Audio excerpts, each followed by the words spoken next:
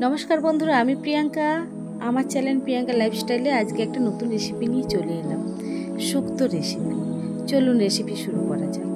कड़ाईते आमी प्रथमे 5 फोड़न और सर्षे कालो सर्षे दिए भालो करे भेजे ओटाके तुले रेखे दिलाम ओटा गुঁড়ো करे तरकारिते देওয়ার জন্য।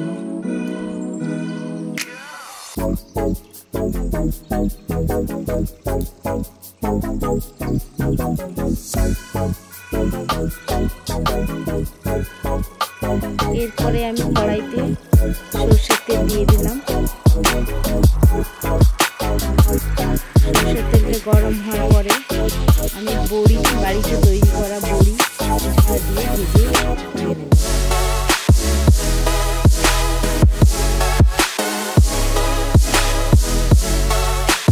আমার বাড়িতে বড়ি তৈরি করা হয় তাই বলি আছে। আপনাদের বাড়িতে না থাকলে আপনারা দোকান থেকে কিনে রান্নাটা করতে পারেন। নিরামিষ রান্না হালকা তেল হালকা সব কিছু দিয়ে ভালোই হবে রান্নাটা করে দেবেন।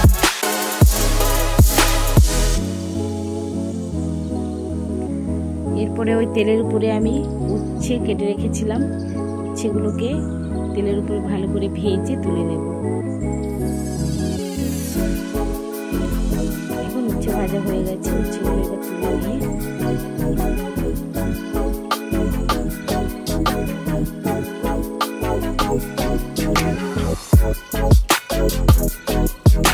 এরপরে কাঁচকলা কেটে রেখেছি, কাঁচকলাগুলোকেও আমি তেলে ভেজে নিচ্ছি, কারণ কাঁচকলা নরম হয় তো সবজির সঙ্গে দিলে কাঁচকলাগুলো আগে ভেঙে যাবে, সেই কারণে কাঁচকলাগুলো আমি তেলে ভেজে নিচ্ছি।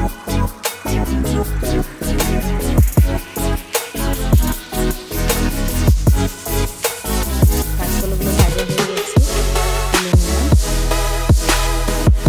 এরপরে তেলের উপরে বেগুন কেটে রেখেছিলাম, বেগুনগুলো ভেজে দিলাম।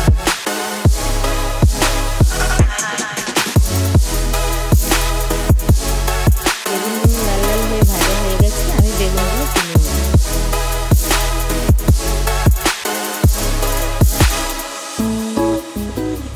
ওই তেলের উপরে এরপরে আমি কিছুটা রাঁধুনি ফোড়ন দিয়ে দিলাম।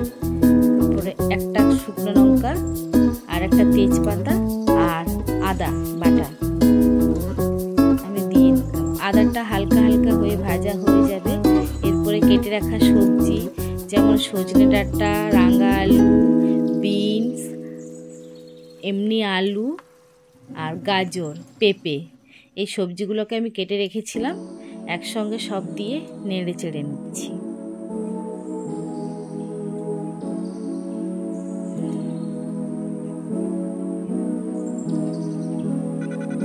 কত সুন্দর লাগছে দেখেন সব সবজিগুলো, কালারফুল সবজি। এরপরে আমি স্বাদ অনুযায়ী নুন দিয়ে দিলাম।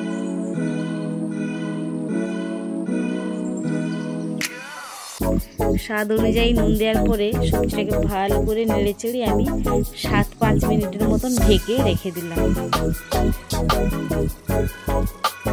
দেখেন আমার সবজিগুলো ভাজা ভাজা হয়ে গেছে।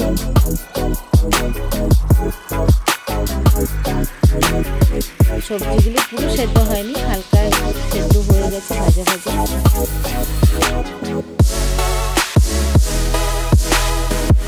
এরপরে আমি 1 কাপ পরিমাণ দুধ, যতটা পরিমাণ দুধ ততটা পরিমাণ জল আমি সবজির মধ্যে দিয়ে সবজিগুলোকে ভালো করে সেদ্ধ করে নেব। পুরো দুধে আমি করছি না, কারণ আমি এটা একটু হালকাভাবে করতে চাইছি। ভালো করে দুধ দিয়ে নিয়ে ঢেকে রেখে দিলাম, ফুটে উঠে গেছে সবজিটা। এরপরে আমি কাঁচকলা ভেজে রেখেছিলাম, যে বেগুন উচ্ছে সব কিছু দিয়ে একসঙ্গে মিশিয়ে ফুটিয়ে নেব।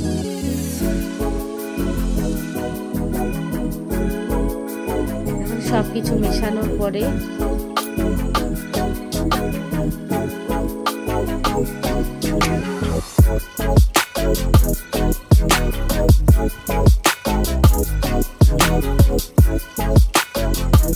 আবার মিনিট 2-1 মতন ঢেকে দিলাম। সবজিগুলো সব সেদ্ধ হয়ে গেছে। এরপরে আমি রাঁধুনি বেটে রেখেছিলাম, রাঁধুনি বাটাটা দিয়ে দিলাম।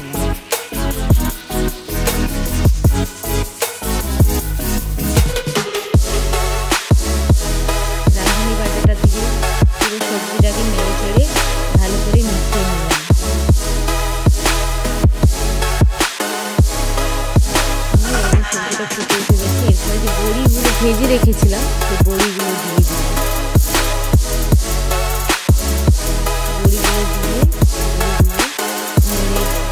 এরপরে যে প্রথমেই ভাজা মশলাটা গুঁড়ো করে রেখেছিলাম, ভাজা মশলাটা দিয়ে দিলাম আর স্বাদ অনুযায়ী ঘি দিয়ে দিলাম। ঘি দিয়ে সবজিটাকে ভালো করে নাড়াচাড়া করে 2 মিনিটের জন্য ঢেকে রাখবো, যাতে সবজির মধ্যে ঘি, 5 ফোড়ন আর সব কিছু গন্ধটা মিশে যায়। গন্ধটা খুব সুন্দর ছেড়ে দিয়েছে ঘি দেওয়ার জন্য। বাড়িতে একবার হলেও এভাবে বানিয়ে খেয়ে দেখবে। যদি আমার রেসিপিটা আপনাদের ভালো লেগে থাকে তাহলে একটা লাইক, কমেন্ট, শেয়ার আর পাশে থাকা বেল আইকনটাকে বাজিয়ে সাবস্ক্রাইব করে দেবেন চ্যানেলটাকে। দেখেন রেসিপি আমার কমপ্লিট হয়ে গেছে। আপনাদের যদি ভালো লাগে তাহলে বাড়িতে একবার বানিয়ে দেখবেন। নমস্কার।